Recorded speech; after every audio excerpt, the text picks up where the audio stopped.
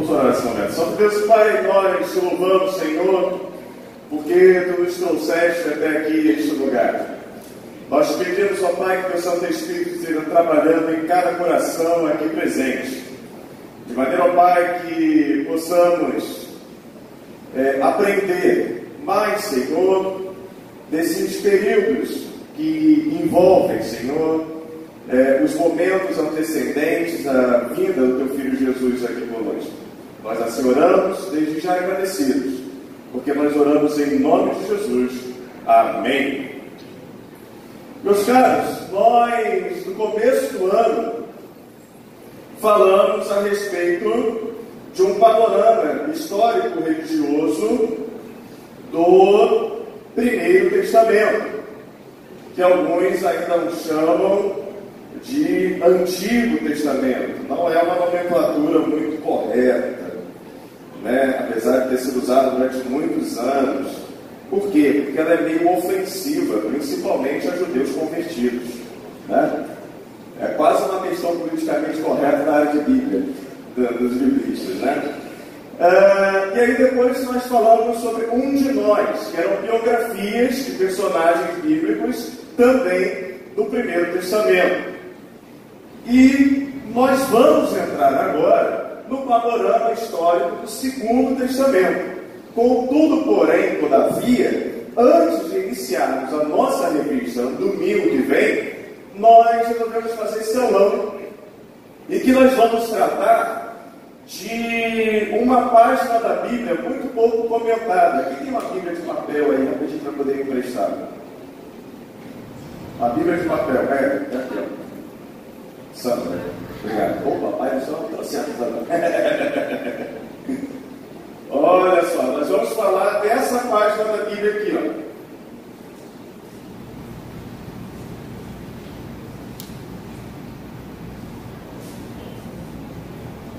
Vocês estão vendo? A nossa aula será sobre essa página. Você fala assim, mas é uma página em branco. Sim, exatamente. Essa página em branco representa um período de mais ou menos 400 anos que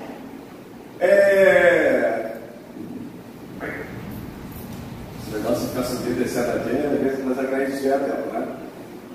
Mas é o espaço de tempo entre um testamento e outro, 400 anos, que não estão na nossa Bíblia, principalmente na Bíblia protestante, né?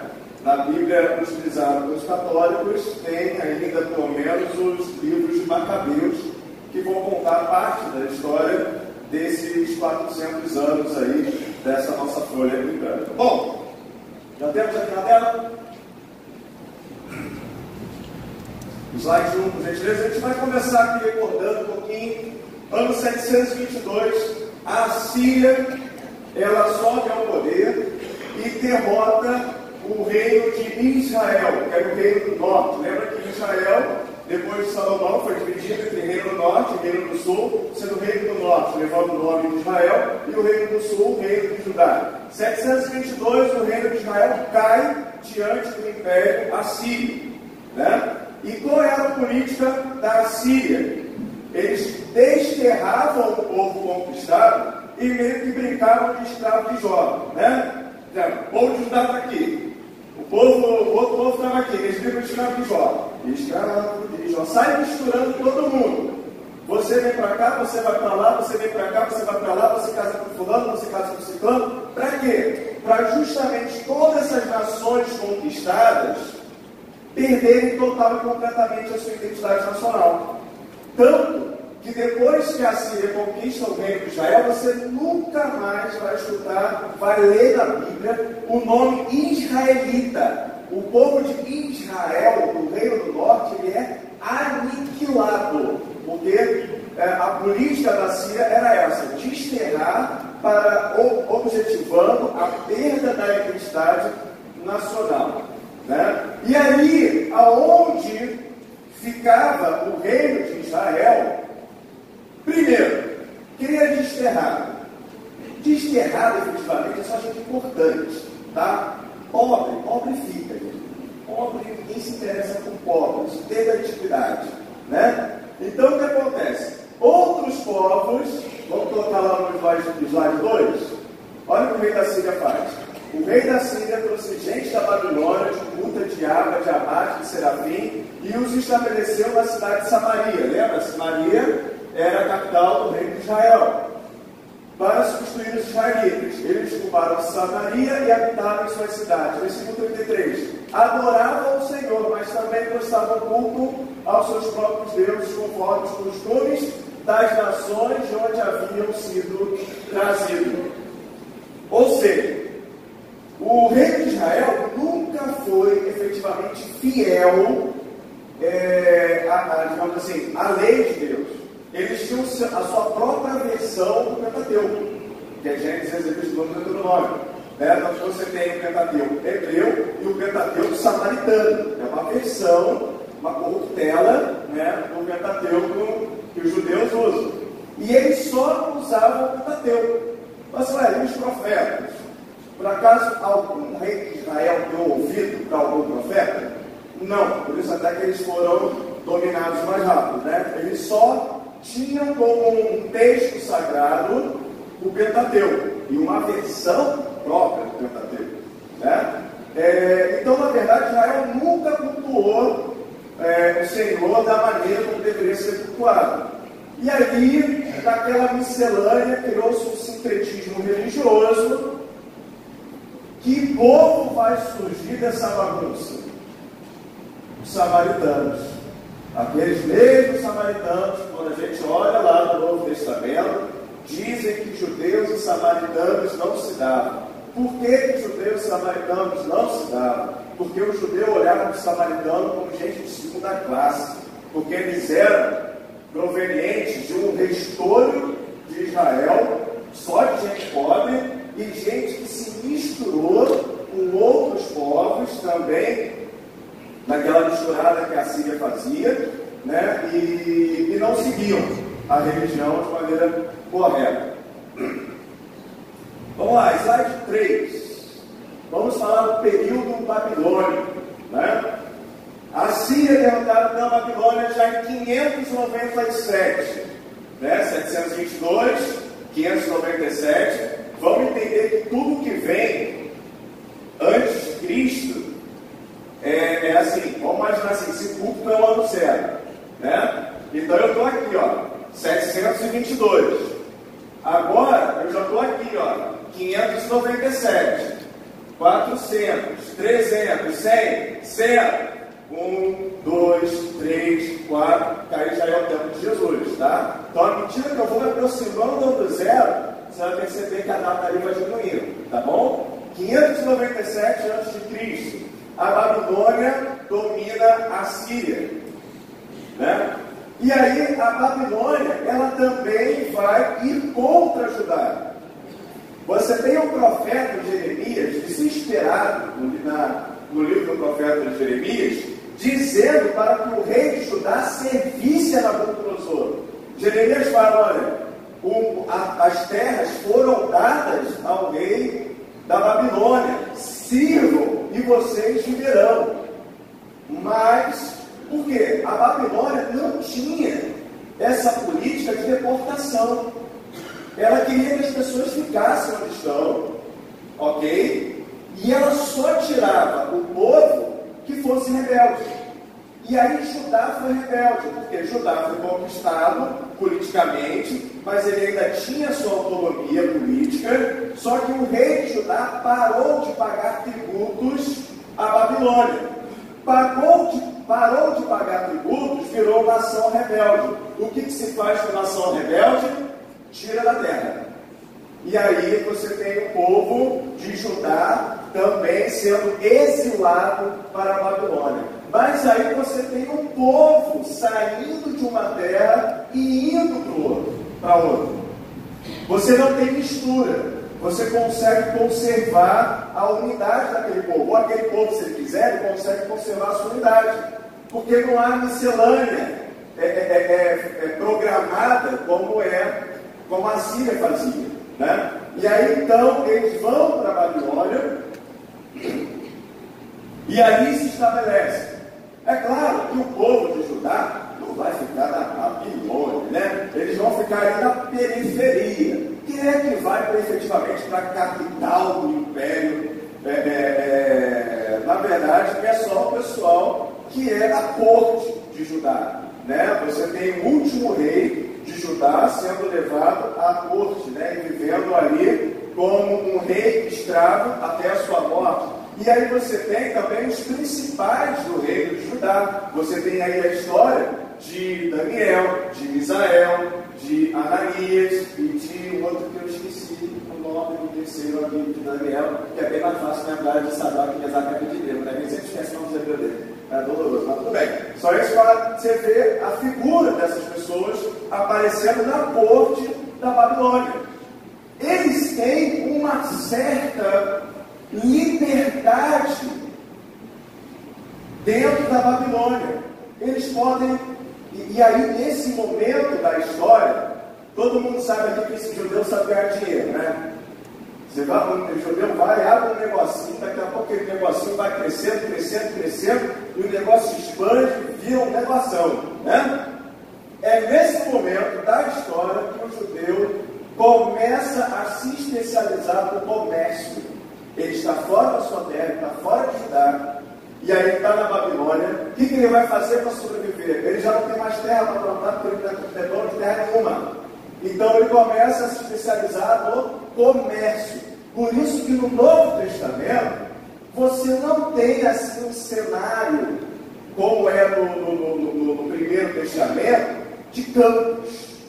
Você tem aqui um cenário mais urbano. São as cidades, Jerusalém, Jericó, é tudo cidade, porque se torna uma nação mais urbana e menos campesina, digamos assim, né? Menos agrícola, digamos assim, porque eles, nesse momento da história, eles já começam a se especializar no comércio.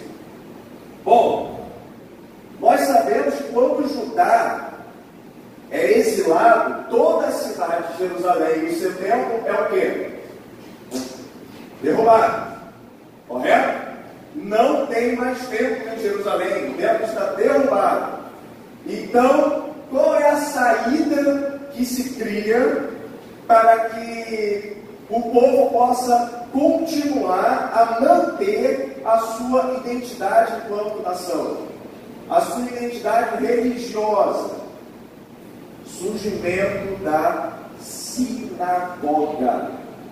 Sinagoga nada mais significa do que reunidos juntos.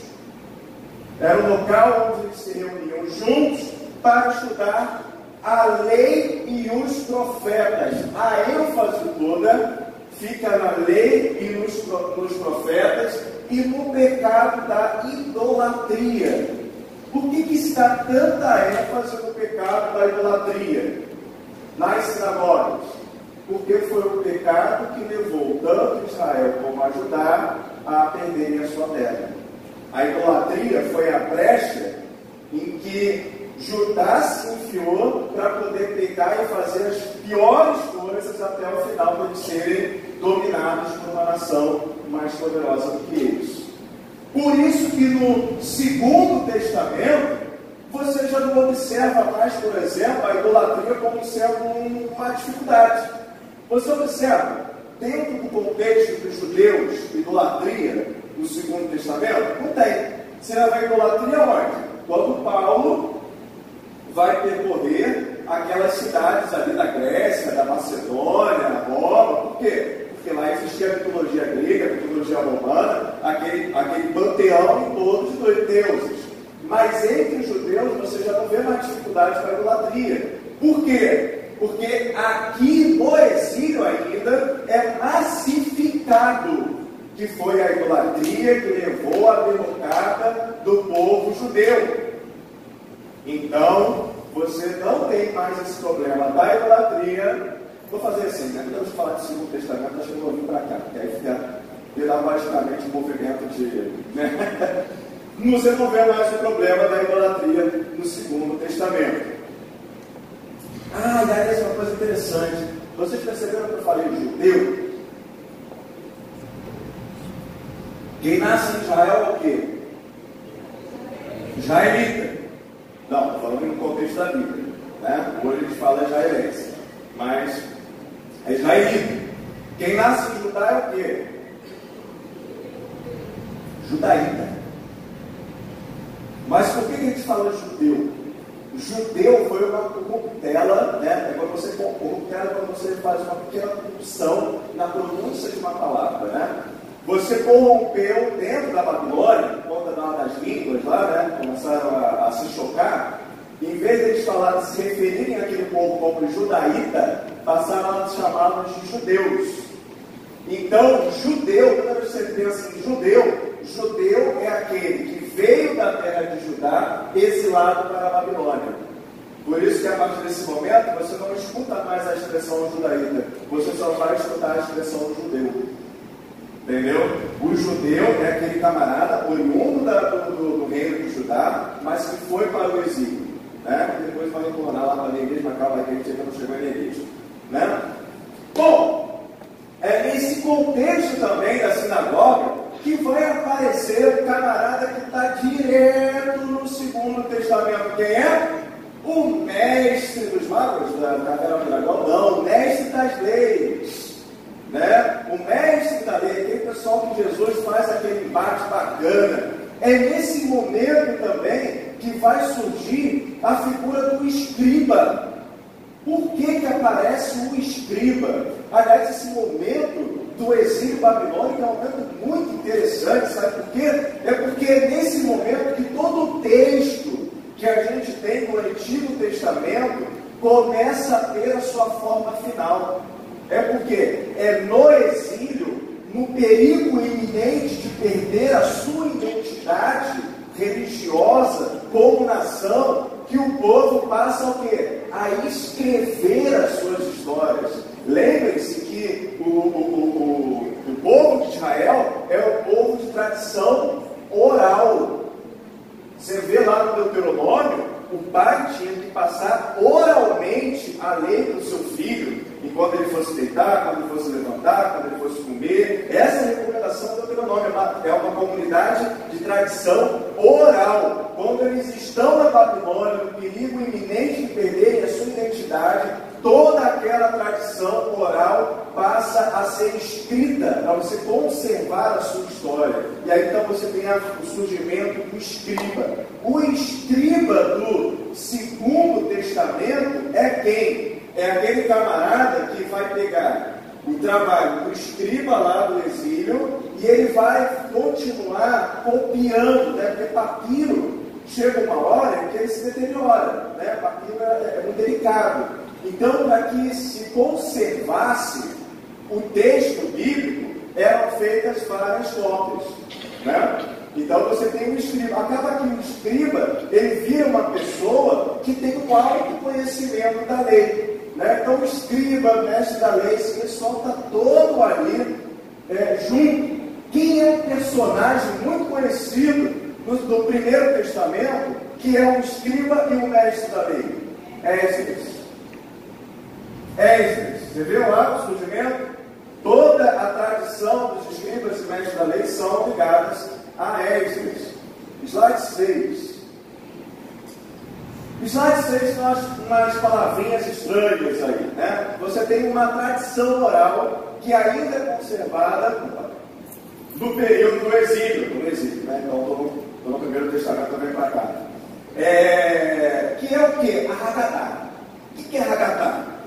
Tem nada a ver com a ragatanga do negócio lá do SBT não, tá? É a Haggadah. Vamos fazer o seguinte, eu faço uma pergunta acerca da lei. E aí os mestres da lei me dão uma resposta. Ok? Essa resposta, ela é oral. Anos depois, a mesma pergunta é feita. E aí, a mesma resposta é dada. Olha, no primeiro momento em que eu fiz uma pergunta e recebi uma resposta, essa resposta ela fica na tradição oral. Ela é a Haggadah. O conjunto de respostas a várias perguntas a respeito da lei e dos profetas é a Haggadah. No momento em que essas perguntas, ao longo do todo tempo retornam e as mesmas respostas são dadas, ela vira halaká. A halaká é quando a mesma resposta é dada às mesmas perguntas, elas passam então a serem escritas e elas recebem o mesmo status da lei de Moisés. Esse é o problema de Jesus com os religiosos.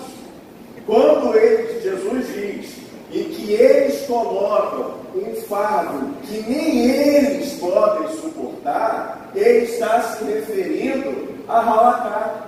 Porque a halaká virou um compêndio, uma lista de mais de 500 subleis que deveriam ser respeitadas pelo povo judeu, algo que era completamente possível. Nem 10 mandamentos que estavam conseguindo cumprir direito, quanto mais 500. Esse que é o problema de Jesus com os religiosos. É com esse legalismo da lei e da religião que vai surgir já no exílio. Os fariseus, eles gostam de se associar a esse momento histórico, como sendo aqueles que efetivamente cumpriam a Haggadah, a Halaká e a lei de Moisés. Vamos para o próximo slide? Slide 7. Nós temos agora aqui o período persa. Estamos no ano de 586, nos aproximando mais ainda do ano zero. Ciro, sobre a conduta de Ciro, o Império Persa domina o Império da Babilônia. Ciro herda todos os povos conquistados pela Babilônia. Ou seja, o povo judeu estava nesse negócio aí. Bom, Ciro dá muito mais liberdade aos exilados do que a Babilônia. Com isso, os judeus fazem um boom no território todo do Império Persa. Eles vão se espalhar por tudo quanto é lugar do Império Persa. E aí é por isso que estamos aqui no Segundo Testamento e Paulo vai para tudo quanto é lugar do mundo e acha em tudo quanto é lugar do mundo, com exceção de pouquíssimas cidades, o quê? Sinagogas. Porque nesse momento, os judeus se espalham por todo o mundo. E aí Ciro muda a política de deportação. Ciro não quer saber de gente perto dele. Dá esse bando de gente aqui que tem nada a ver comigo. Eu sou persa, nem esse judeu, esse bando de pobre aí do Estado que estão aí, se virando para o comércio para poder sobreviver. Não quero saber desse povo não. Então faz o seguinte: volta para a tua terra. Essa é a política da Pérsia. Volta para a tua terra e me manda o din-din. Eu só quero saber de tributo. Não quero saber de vocês aqui. E aí por isso que Ciro, identificado no livro do profeta Isaías como ungido de Deus, permite o retorno dos judeus à terra prometida, a Jerusalém. E aí você tem Zorobabel, Esdras e Neemias retornando para Jerusalém. Zorobabel reconstrói o templo. Esse templo é o mesmo templo até o ano 19 antes de Cristo. E aí daqui a pouco eu vou pegar esse 19 antes de Cristo, tá? Depois vai Neemias e reconstrói os muros, Zorobabel reconstrói o templo, Esdras faz uma reforma religiosa e Neemias faz uma reforma política, Slide 9. Após a morte de Esdras, é formado um grupo e que esse grupo será o responsável pela comunicação da lei de Deus ao povo. Esse grupo é composto de mestres das leis, de escribas e tal. São os soferins. Não, soferim. Tem esse no final não. porque na verdade o plural do hebraico termina com N, né? Então é soferim. O que os soferins vão formar? O sinédrio. O mesmo sinédrio que nós vemos no Segundo Testamento, em que Jesus é julgado e condenado. Ou seja, é lá, né, na volta do povo do exílio, que vai se formar aquilo que depois do Segundo Testamento vai ser conhecido como sinédrio, composto de sacerdotes, de mestres da lei, de escribas e de fariseus. Ah, está falando do saduceu. Cadê o saduceu nessa brincadeira? Saduceu é complicado, gente, porque saduceu não tem uma origem clara. Eles se colocam sendo oriundos de um grupo de sacerdotes do período do sacerdote Abiatar na época de Salomão, mas origem totalmente romantizada. A origem efetiva dos saduceus é desconhecida. Só se sabe que os saduceus, eles eram tipo a elite religiosa. Fariseu era uma galera mais pobrinha, de boa condição, de uma classe média, né? Mas os saduceus, tanto que os fariseus, eles faziam prosélitos, né? Fariseu queria todo mundo. Fariseu queria todo mundo, né? Queria fazer prosélito para todo mundo. Saduceu não, saduceu não faz prosélito, porque é elite, não quer saber de pobre lá no inteiro. Então, né? Tem essa questão. E aí, após a morte de Esdras, nós temos esses 4 sumos sacerdotes que estão ainda no período persa, que é Eliasibe, que inclusive aparece no próprio livro de Esdras e Neemias, Joiada, Joanã e Jaguar. Todos eles aparecem ali em Neemias 12, 22. São todos sumos sacerdotes, ainda sobre a égide do Império Persa. E aí, vocês vão achar que eu estou fazendo fofoca, mas não estou fazendo fofoca não. Vamos lá para o slide número 10. É o próximo. Cadê o povo aí? Vamos lá. Joanã, ele teve 2 filhos. Joanã foi o penúltimo, tá? Sumo sacerdote da época do Império Persa. Ele teve 2 filhos. Um é o Jadoar e o outro Manassés. O Jadoar, ele era um cara fiel, assim como Esdras, como Neemias e como o próprio Joanã. Mas ele tinha outro filho, a ovelha negra da família, que era Manassés. E aí Manassés ele fica frustrado, porque ele não se torna sumo sacerdote. Quem se torna sumo sacerdote é Jadoar, que é o filho primeiro. Aí sabe o que Manassés faz? Casa com a filha de nada mais, nada menos do que Sanbalate. Quem é Sanbalate? Aquele camarada que ficou no pé de Neemias na reconstrução dos muros. Era um samaritano, né? E aí o que acontece? Sanbalate tem uma ideia maravilhosa. Vamos construir um templo aqui, Manassés, meu grande irmão, e você vai ser o sumo sacerdote. E aí eles constroem um templo aonde? Aonde? No Monte Gerizim, que é o monte daquela discussão de Jesus com a mulher samaritana. E que a mulher samaritana diz o seguinte: os nossos antepassados dizem que nós devemos adorar no Monte Gerizim. Vocês dizem que tem que ser no Monte de Jerusalém. Onde eles têm que adorar? E aí Jesus vai dizer o quê? Em verdade, Deus procura verdadeiros adoradores que o adorem em espírito e em verdade. É esse Monte Gerizim que é falado aqui, ó, quando Manassés casa com a filha de Sanbalate. Daí de onde? 11, Império Grego. Bom, lá no ano de 336, aí a gente já chegou nos 400 anos, né?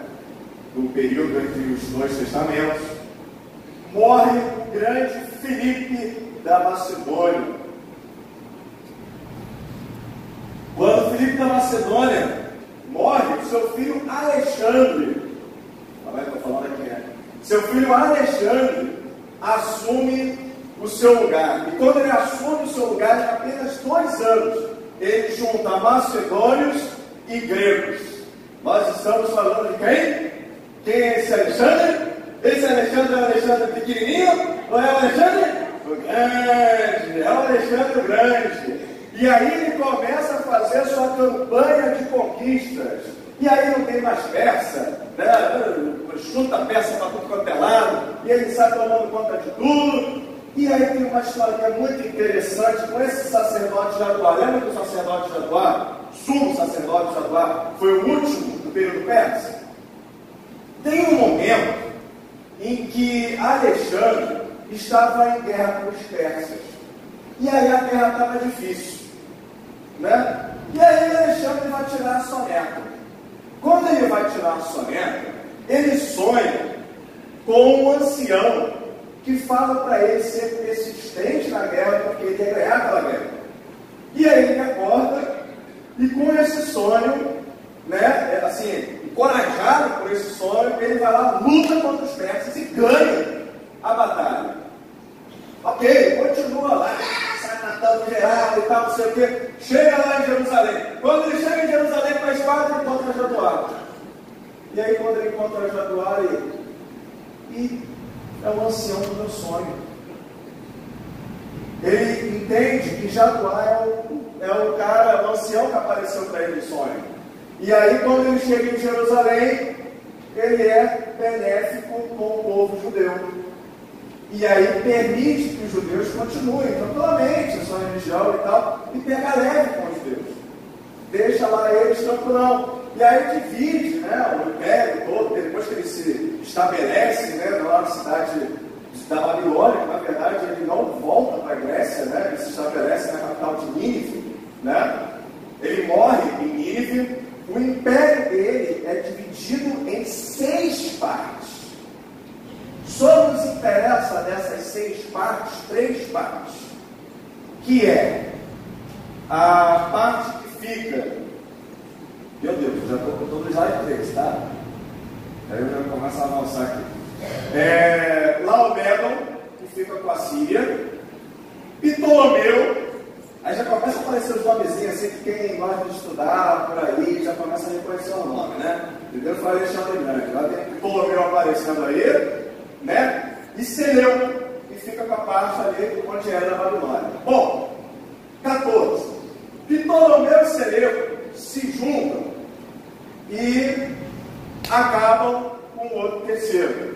E aí eles dividem as terras. Ptolomeu fica com as terras da Palestina e o Seleuco ele vai ficar com as partes ali mais para cima, né? De onde era a Babilônia mesmo. Bom, nesse momento que Ptolomeu fica com a parte da Palestina, que incluía Jerusalém, ele vai solicitar uma tradução da Bíblia dos judeus para o grego. Nós temos a Septuaginta, que é a versão grega da Bíblia hebraica. É essa versão grega que é citada em todo o Segundo Testamento.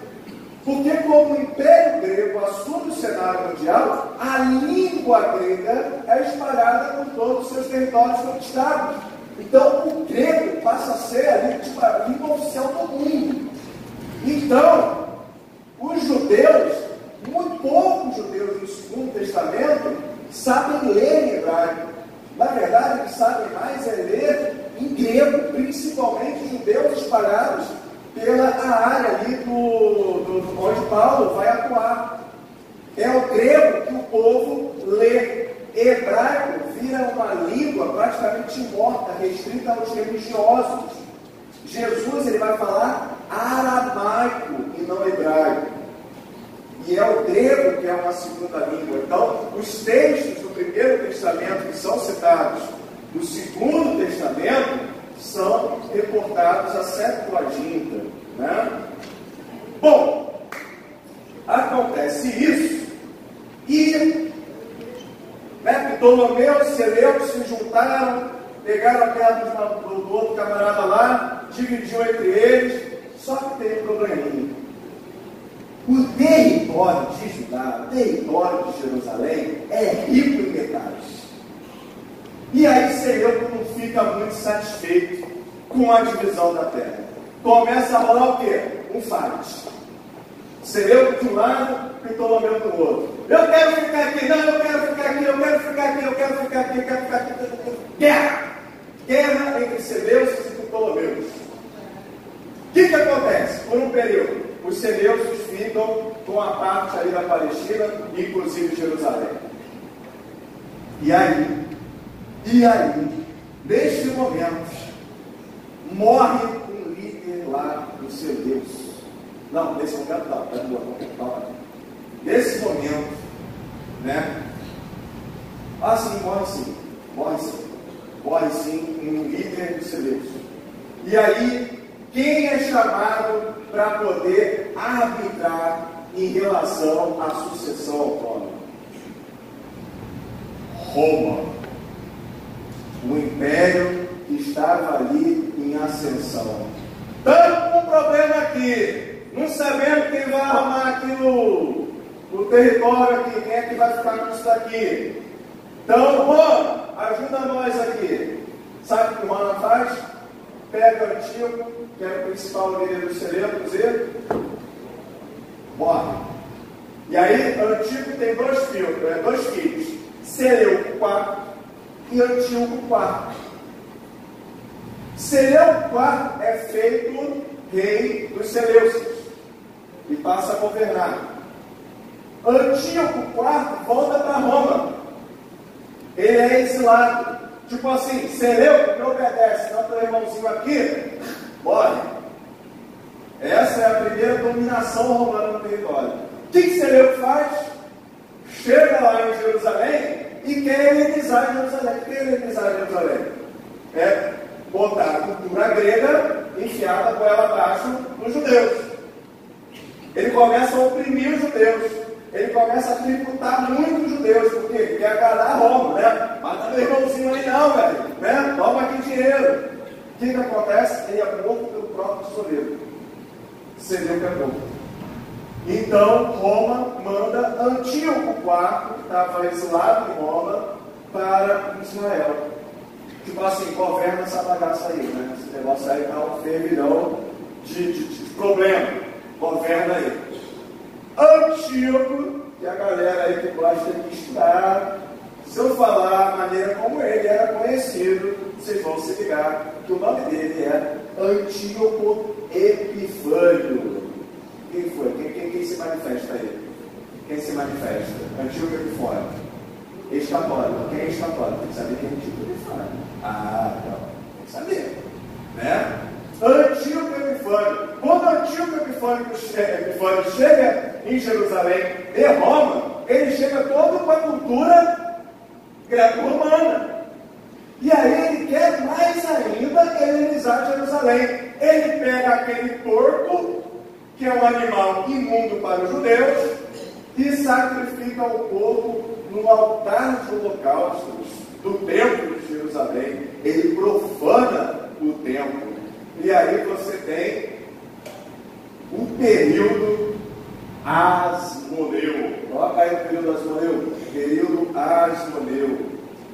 Eu vou ler aqui um texto de Macabeus, 1 Macabeus 1, versos 12 aos 44 a 50. Diz o seguinte: Antíoco Epifânio, filho do rei Antíoco, que havia estado em Roma como refém, e que reinou no ano 137 do reino dos gregos. Por intermédio de mensageiros, o rei enviou a Jerusalém, cidade de Judá, cartas prescrevendo que aceitassem os costumes dos outros povos da terra e suspendessem holocaustos, sacrifícios e as libações do templo, violassem os sábados e a festa, profanassem o santuário e os santos, erigissem altares, templos e ídolos, sacrificassem porcos e animais imundos, deixassem seus filhos incircuncidados e maculassem as almas com toda sorte de impurezas e abominações, de maneira que os obriguem a esquecer a lei e a transgredir as prescrições. Todo aquele que não obedecesse a ordem do rei seria morto. E qual é a família que se levanta contra Antíoco Epifânio? A família de Asmoneu. Quem é Asmoneu? Mas se eu falar sobre o nome dele, você vai saber quem é. Porque é o Asmoneu, o Macabeu, agora tu sabe, não é? Asmoneu Macabeu, ele vai guerrear contra o antigo Epifânio e consegue conquistar. Agora Roma, vou te dizer, cara, eu sou Roma, eu estou crescendo pra caramba, eu estou grande, estou começando a ficar grande. Antíoco Epifânio, que é o Antíoco IV, ele está lá, ele é meu vassalo. Mas esse bagulho está longe pra caramba, esse pessoal está longe, o pessoal que vai de guerra. Agora se escondam, aí Roma meio que sai do cenário. E aí, porque Roma saiu do cenário,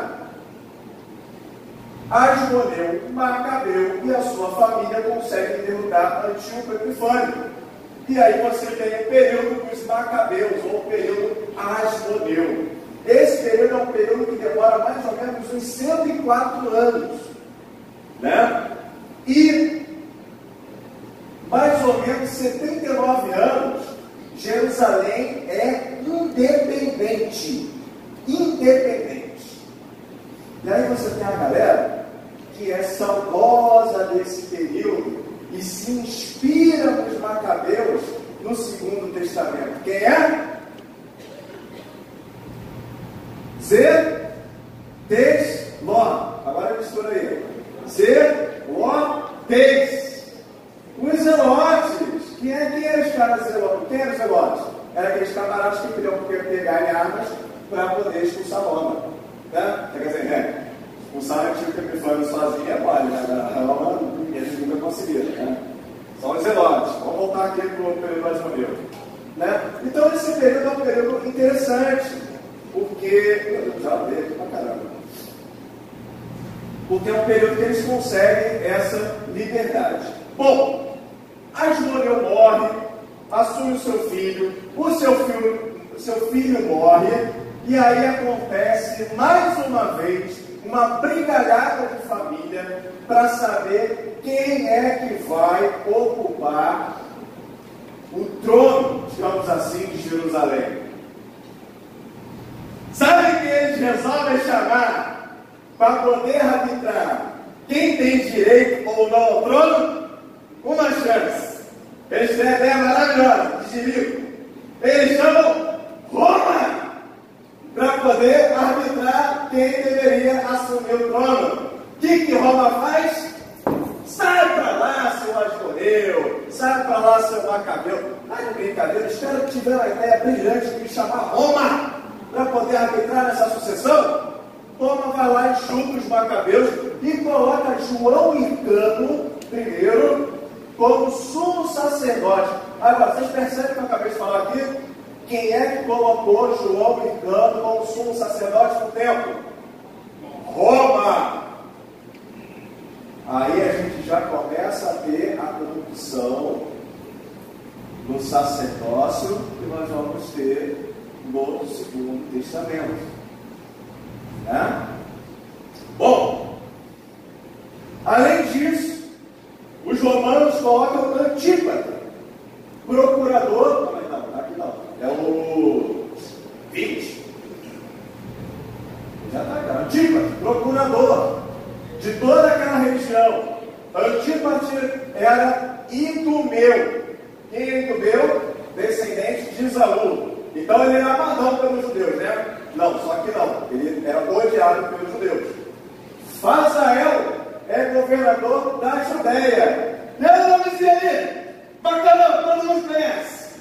Herodes, governador da Galileia, que lá no ano 40 recebe do imperador romano Otávio o título de Rei dos Judeus. Ele é rei do negócio todo, ele pega a Galileia, ele pega a Judéia, ele é o rei dos judeus. Por isso, quando Jesus nasce e os magos do Oriente chegam para ele e perguntam: como é que é a tua pergunta inocente? Sabe nada, inocente. Fala assim: Herodes, onde é nascido o rei dos judeus. Herodes sabe o quê? Ele é de parafuso. Como assim? Rei dos judeus sou eu. Recebi lá da Otávio. No ano 40. No ano 40, lá que eu não sabia que era no 40, mas era data, não sei depois. Mas assim, eu recebi esse tipo. Como é que está dizendo que nação é rei dos judeus? Que rei dos judeus sou eu. Né? Então Herodes começa ali a fazer e Herodes também comeu. Herodes, vou te dizer, é o último governador bom para Jerusalém e para os judeus. Porque Herodes, ele é idumeu. E aí, como ele é idumeu, e sabe que judeus não gostam de judeus, porque idumeus são descendentes de Esaú, né? O que ele faz? Ele faz de tudo para poder agradar os judeus. No ano 19, peguei de volta aqui no ano 19, né? Ele deixou aqui no ar, ó. Peguei de novo no 19 a.C. Ele começa uma reforma do templo, que é o templo que a gente vai ver no segundo testamento. Ele casa com Mariane. Sabe quem é Mariane? Mariane é filha de João Hircano, aquele sumo sacerdote que foi colocado por Roma. E aí, depois que ele casa com Mariane, sabe o que ele faz com João Hircano? Ele toma espaço e pica João Hircano do sumo sacerdócio. E aí, ele passa a decidir quem é o sumo sacerdote. Aí, meu irmão, acabou com tudo. Corrupção total no sumo sacerdócio do templo de Jerusalém. Você tem aquela bagunça toda, e aí você lê lá no livro de João, que no ano em que haviam 2 sumos sacerdotes, o negócio era tão corrupto, que sumo é o quê? Sumo é um, né, cara? Eu quero sumo, mas tinha 2 sumos. Se tem 2 sumos, então é sumo, que é 2, né? Sumo é um. Para você ver como é que a corrupção estava horrível naquele momento, né? E ele começa uma reforma no ano 19 a.C. Essa reforma demora 46 anos. 46 anos. Ele começa no ano 19. O que acontece nesse período da reforma do templo? Nasce Jesus, fonte de luz, descem os anjos cantando. Nasce Jesus, é nossa luz, trevas vem por dissipando. Jesus nasce, vamos dar salve de palmas, porque Jesus acabou de nascer, né? Jesus nasceu, chegamos no ano 0. Não, no ano 5, na verdade o cara que fez a conta dos anos errou em 5 anos. Jesus, ele não nasce no ano 0, ele nasce no ano 5, gente. O cara errou as contas, mas tudo bem. Jesus nasceu, né? E aí então começam os evangelhos, com Mateus lá contando como é que foi, como é que deixou de ser, né? Chegamos então nessa viagem, que foi mais de 400 anos, né? Eu estou cansado, foi uma viagem de 722 anos que a gente acabou de fazer aqui hoje. Mas aí você hoje consegue entender por que Jerusalém é uma cidade tão urbana, que a galera é especializada em comércio desde a época do exílio. Você já começa a entender por que a religião é tão legalista. Porque teve aquele negócio de Hagadá, Halatá, que foi criado lá. Você já sabe agora quem são os fariseus, quem são os saduceus, quem são os escribas, quem são os mestres da lei, herodianos, quem são? Eles aparecem muito pouco. Herodianos foi o seguinte, o Herodes, né, daí eu já estou quase no finalzinho do Novo Testamento. Herodes, quando ele morre, é o que propõe na família, porque ele não deixa indicado quem vai ser o sucessor dele. E aí começa aquela guerrinha de família. Roma intervém, ótimo, né? E coloca um procurador no lugar de Herodes. Os herodianos, na época dos evangelhos, é aquela galera que se beneficiou do fato de Herodes ali ser governador. É uma galera que ali fica ali gravitando em torno de Herodes, a banda de puxa-saco. de Herodes e do Herodes. É os únicos do Herodes. Né? Quando Herodes morre, os herodianos passam a ser os saudosistas de Herodes, que morreu. Né? E que no seu lugar foi colocado um procurador que não tinha nada a ver com a dinastia de Herodes. Né? Esses procuradores não estão nem aí para os judeus. Por isso que eu falo que Herodes foi o melhor governador que os judeus tiveram os últimos. Por quê? Os procuradores não estavam nem aí com os judeus, eles só puseram opressão, opressão, opressão, opressão. Nesse momento, os zelotes se animaram e tentaram contra os procuradores que Roma mandava. Quando houve essa guerra, Roma manda quem para Jerusalém? O general Tito. E aí o general Tito acaba com tudo. Hoje você só tem aquele murinho das lamentações que vocês foram lá visitar em Israel. Né? Uma galera que foi visitar, em Israel. Né? Tito acaba com tudo. Isso foi uma coisa muito boa para o Evangelho. Né? Porque a igreja de Jesus, que estava ali meio tocada em Jerusalém, foi obrigada a se espalhar pelo mundo inteiro. Coisa que, na verdade, só Paulo estava fazendo direito, né? Só Paulo que estava andando ali pela Europa, pela Grécia, pela Macedônia, né? Depois do ano 70, acontece a chamada diáspora, e aí todos os judeus vão embora. Quem sobrevive dessa galera toda até hoje? É um bicho ruim chamado fariseu.